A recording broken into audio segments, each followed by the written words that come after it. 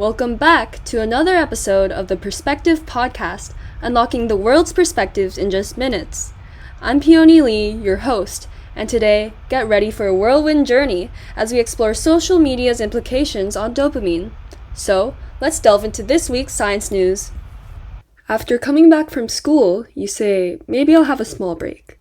Plopping onto your bed, you whip out your phone and begin scrolling through social media. But soon your break has exceeded its welcome.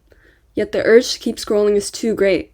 Procrastinating on social media gives you short-term relief from academic stress, but long-term and worsened stress from sheer guilt and last-minute pressure to finish your work. You may have seen ads between your endless scrolling warning you to take a break on the app, saying your dopamine receptors have been fried. Well, they're not wrong. Firstly, what even is this dopamine they're speaking of? Dopamine is a neurotransmitter or chemical messenger produced in the brain. Neurotransmitters communicate essential information through the nervous system to other neurons or nerve cells, muscle cells, or glands. Dopamine has many functions. It's mostly known as a feel-good hormone. It's an integral part of our reward system.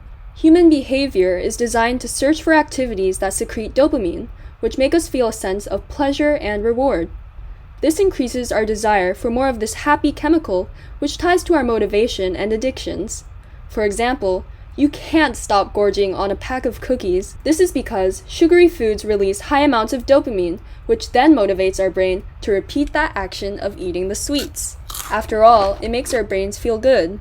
Dopamine's other vital purpose includes bodily functions such as sleep, cognition, arousal, memory, attention, and mood, along with hormonal functions like reducing white blood cell activity in the immune system, decreasing insulin production in the pancreas, or protecting our gastrointestinal or gut lining. Dopamine can also be prescribed to treat issues like low blood pressure, septic shock, and cardiac arrest. Dopamine's jobs are endless, though there's no doubt that they are crucial for our everyday life. Too low or high dopamine levels can be associated with conditions such as ADHD or addiction. For example, low levels of dopamine would showcase symptoms of being tired, upset, or unmotivated. High levels would indicate feeling energized and euphoric, but aggressive and out of self-control.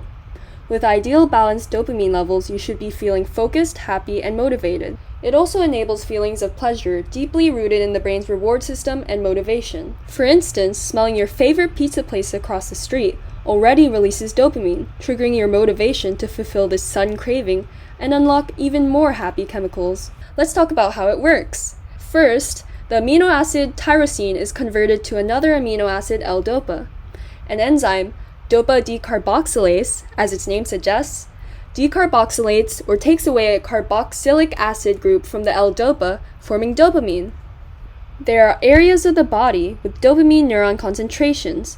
The main reside in the center of the brain, which are the substantia nigra and ventral tegmental area. Other areas that have many dopamine neurons are the hypothalamus, which is in the center of your brain, the olfactory bulb in the front bottom, and the retina inside your eyeball. Dopamine works at the dopamine receptors, also known as the G-protein coupled receptors.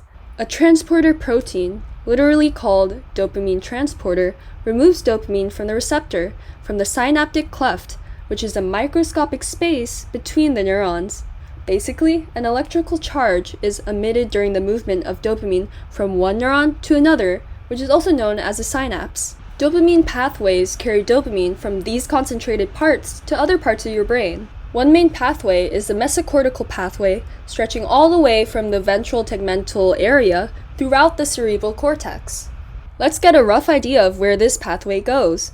Start by placing a finger in between your eyebrows, then start slowly tracing it up, across your forehead, across the top of your head, and then all the way across the back of your skull. Other pathways trace from the bottom region to the center of the brain. Each day, our body regulates itself through dopamine. Certain experiences throughout the day trigger dopamine releases, enabling emotional functioning, but also cognitive and physical performance regardless. In the age of technology, with infinite entertainment right in our pockets, you're probably wondering, well, what is the relationship between social media and our dopamine? We humans have this evolutionary behavior. We experience positive feelings from dopamine as rewards when we do activities like exercise, eat tasty food, and have successful social interactions. Dopamine thus motivates us to repeat these behaviors for further release of these nice rewarding sensations. The higher the dopamine release, the more addictive the behavior is. That's why drugs like cocaine trigger extreme amounts of dopamine. That's also why people get addicted.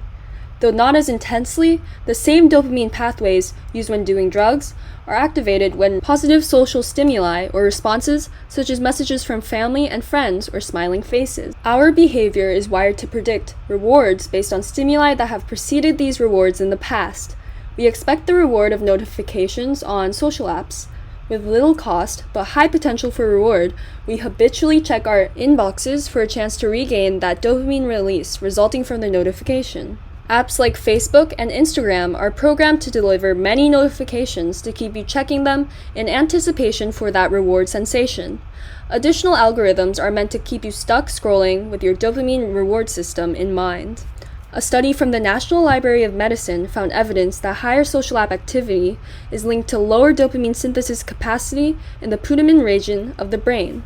When we do or await pleasurable activity, a spike in dopamine occurs. Our brain, like many other parts of the body, uses homeostasis or a body-regulating process to balance every high with a low, vice versa. So the dopamine increase when craving to watch a second episode on Netflix when you should be doing your homework may soon pass thanks to this dopamine dip back to normal through homeostasis. Here's where I'd like to introduce long-term potentiation, a process that strengthens familiar neural connections and increases the intensity at which we, aka our synapses, respond to these dopamine-inducing social stimuli. The more we interact on social media and boost levels of dopamine, the quicker our synapses react to achieve that dopamine boost the next time. But when we constantly indulge in dopamine-triggering stimuli, namely scrolling on social media for hours on end, our brain's homeostasis must also constantly plunge our dopamine levels lower and lower to compensate for the spikes. Therefore, social media becomes less enjoyable over time, yet we remain dependent on it and crave it to fulfill the dopamine-seeking motivation already embedded by long-term potentiation, since our synapses remember in our brain.